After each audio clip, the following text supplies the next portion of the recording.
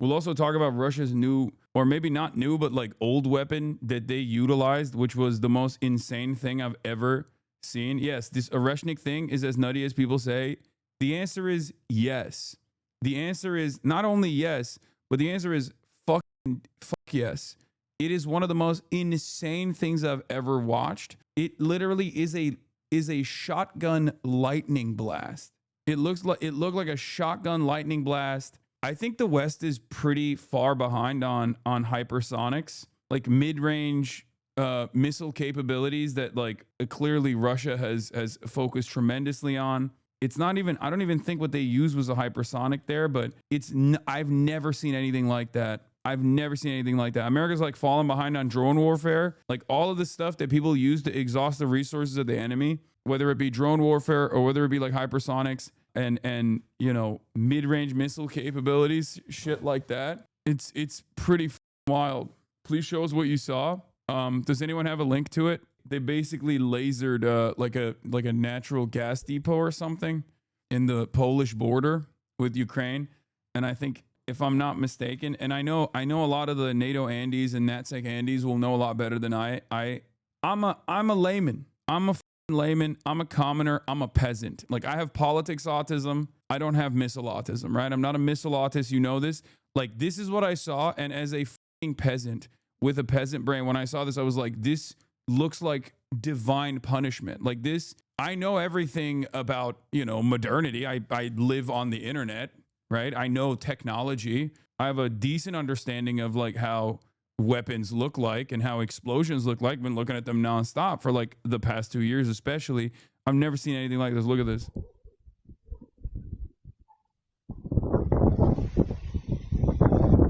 Look at that.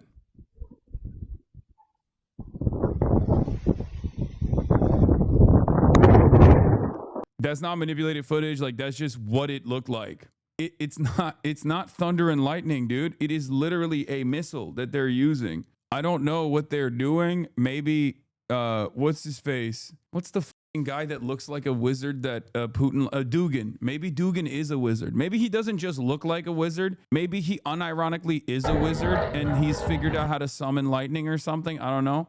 Jew here, that's our space laser. Let's be real. If it was a Jewish space laser, it wouldn't shock me if Vladimir Putin was you know, able to utilize it. Okay, before people get on me and say like, no, he's a based anti-imperialist or whatever, and he's like the #1 ally of Iran. Vladimir Putin is a Mr. Both Sides on every conflict. Okay, remember that. Wait, why do you not support Russia, brother? Why do you think? I mean, what are you talking? If any of these countries were just, if any of these countries were legitimately invested in anti-imperialism, for example, they wouldn't be doing this in Ukraine, okay? Or at least if you want to deal with Ukraine not being a country that is in your ass cheeks, being in the sphere of influence in the West, there are probably a million different methods before you invade the country militarily and overtake it by killing, you know, hundreds of thousands of people, both your own citizens and the citizens of Ukraine either. I'm not going to get into it though. Like I understand why the third world is positioned here is, you know, America and therefore you're on board with like whoever is like at least crazy enough to like attack America and do proxy wars with America. And Russia is the only game in town. If that's your primary focus, it makes sense that you'd be like, yeah, no, Russia is still, you know, it's not great that they're punishing the Ukrainian population over it, but like they are the only country insane enough to like punish America or try to get into a long, extended conflict with America to a certain degree, except America doesn't get harmed in this process. Let's be real. Regardless though, this is part of the reason why it's like ridiculous shit, and he shouldn't be doing this. If he was the real anti-imperialist hero that people present him as, he'd be giving a nuclear warhead to Iran and Cuba and to Venezuela. And then also I mean, he'd be doing USSR shit. He'd be Brezhnev, right? Like he's not doing any of that. He's doing this instead. So give me a break. America's already raping Ukraine by selling all of it to Blackwater and resources. Ukraine is so sad. No, absolutely. Yeah. People are like, oh, Putin is so based. He's a based anti-imperialist. Like, and I understand how you are like trying to come to terms with that argument. Cause like, you know, if your position is like America is basically behaving like the Fourth Reich, which, you know, let's be real, it kind of is, okay? It definitely is. Then you're like anyone and everyone that is like damaging America's impact around the globe in any way, shape, or form, or hemorrhaging American resources, exhausting American resources is on my side, is good for me. That's the reason why a lot of people feel the way that they do. Having said that, it's not an accident that like Duginists and all these other like pro-Russia people are also pro-Russia, pro-Tsar, they're Tsarists, they're pro-Russian Empire. They're not like, they're anti-USSR, they're anti-communist. It's very stupid. Anyway, their ideology in this circumstance doesn't really matter, though. I was talking about something that is completely irrelevant to the conversation, which is the most insane thing I've ever seen. Like I said, that this is the drone swarm that they did in Kiev, which is, you know, that's drone swarms. But that's like, what is surprising about this attack, I think, is that it, according to, Russia hits Ukraine with rarely used Oreshnik missile in fresh strikes. What is unique about this strike is that it kind of caught, from what I understand, it kind of caught people off guard. Like, it caught the Europeans off guard as well. Why is Putin not giving Oreshnik missiles to Iran? Where's my based anti-imperialist? Give these missile systems to Iran. Give these missile systems to Venezuela. Like, what the fuck's going on here? Also, this was one of those moments that I think, like, missile-autists love missiles so much that although most missile-autists are, like, obviously all the MILSIM, all the NATO Andes, they all despise Russia. Even the missile-autists that I see that hate Russia were in awe of the prowess of this thing, like whatever this is. Or, I mean, I was surprised personally, but I'm an idiot. I don't know anything. But the missile-autists love missiles so much that they were like, damn, this one was crazy. Even the OSINT LARPers were like, this is the most insane thing. What the fuck is going on? And it seems like none of the European, at least according to what they were saying, none of the European trackers actually saw this ahead of time. This is what I saw, though. This footage is insane. Look at that.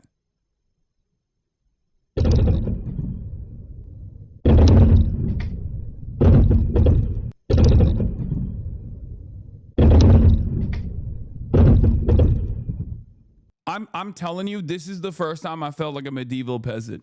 Watching this was the first time I, honest to God, felt like a medieval peasant. Like, I literally, if I saw this happening in the real world, I would automatically get down on my knees and be like, I'm so sorry, God is real. And it turns out there's multiple of them. Zeus is very clearly mad. If I saw this happen in the real world, in my vicinity, I would think to myself, oh my God, oh my gods, didn't mean to offend. Clearly, monotheism is bullshit. There is no one God. There are multiple. One of them has the power of lightning. His name is Zeus. I mean, look.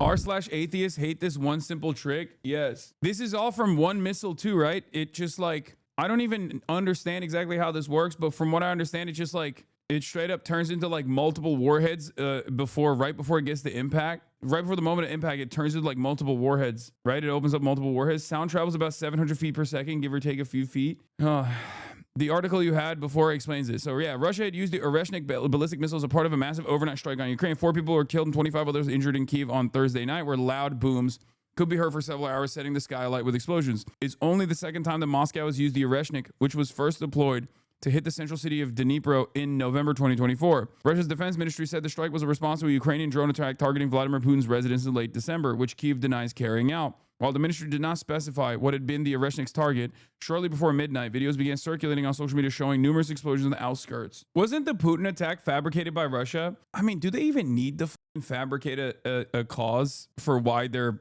striking Ukraine at this point? They literally do it every day. I don't know. I'm inclined to believe it. I'm inclined to believe that it's like because they just don't even need to like.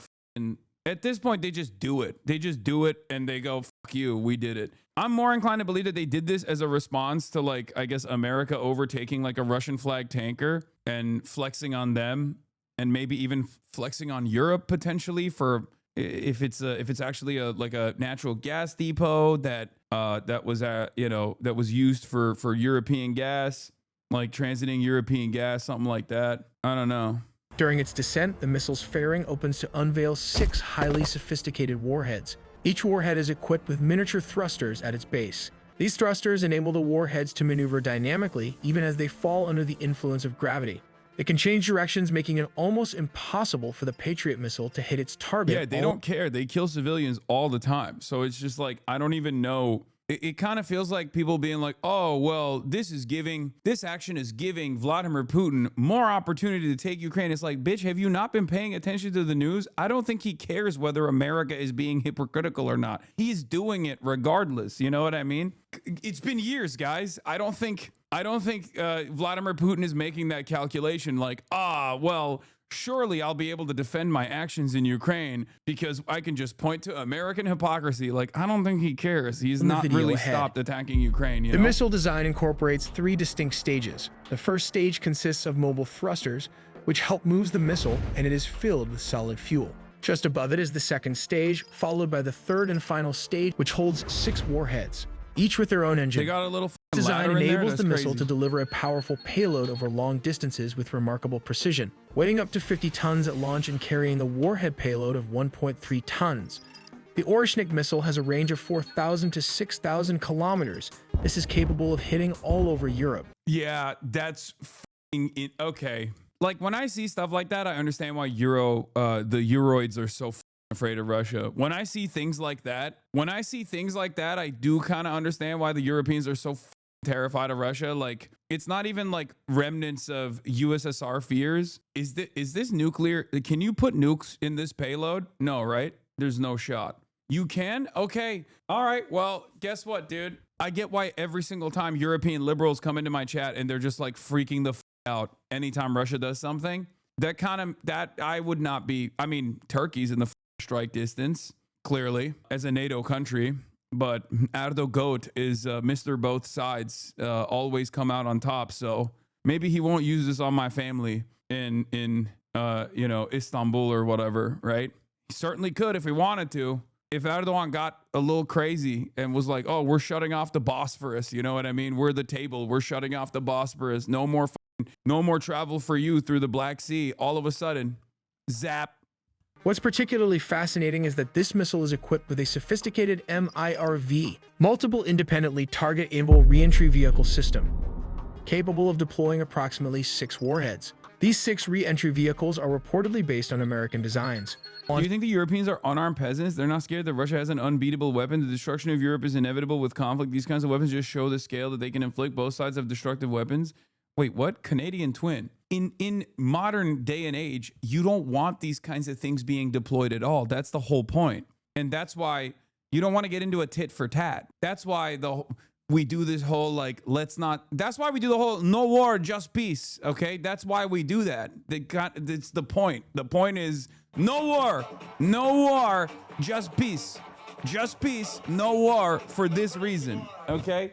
This is the reason, because why would you entertain this kind of stuff? The weapons that you have are there so that you never have to use them. That's like supposed to be the principle. This is the principle, at least in state in the development of states. The principle of mutually assured destruction is what keeps additional war at bay, I guess. Right? No war, just peace.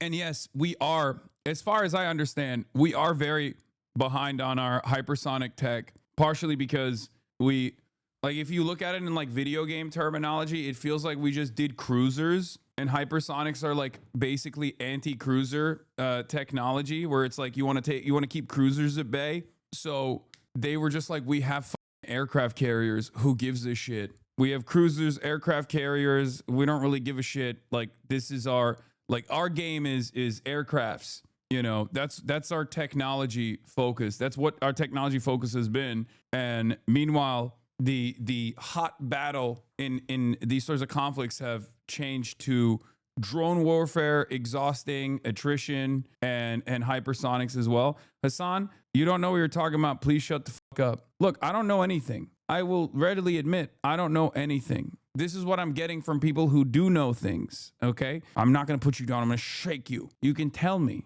if I'm wrong. That's why I started off by saying I'm not entirely correct on this. Like, this is what I have heard. I think it's very biased to ask Russia, why don't they give nukes to other countries if they're anti-imperialism, but nobody else in the world gives nukes to help any other country? Everyone is the same. What the are you talking about? There is one country that has definitely given nukes to other countries under what is known as NATO. It's the United States of America. There's literally nukes in Turkey right now in the Incirlik base. There are American nukes in Turkey right now. So no, you're actually wrong about that. I mean, obviously those nukes are not in the control.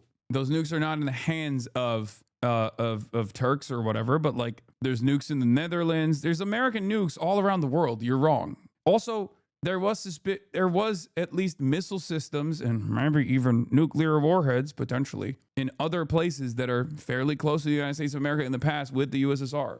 And it's not giving nukes. You guys are just placing them there. Yeah, I mean, whichever way you cut it.